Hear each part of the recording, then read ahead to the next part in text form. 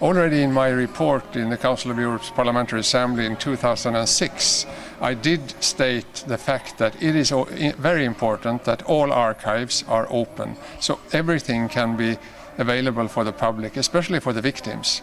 This is not done in all countries, especially not in Russia.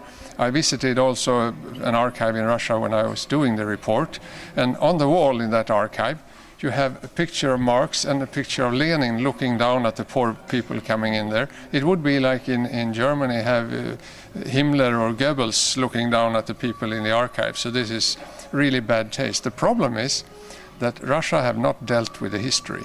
And therefore it's important for Slovenia to deal with history. If you're not open and not going back and making possible for the victims to get some restitution, even if it's only moral restitution, by granting them the possibility to read what happened to my grandfather or my father or my cousin or whatnot, and who were the perpetrators. And I think that in many countries today, there are still perpetrators around in important offices like in politics or in business and whatnot. And of course, they don't want to be exposed.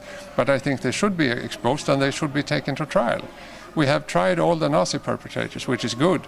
We should try all the communist perpetrators also. I get the question often, do I compare the totalitarian systems? No, I don't. But you should judge them according to their own deeds.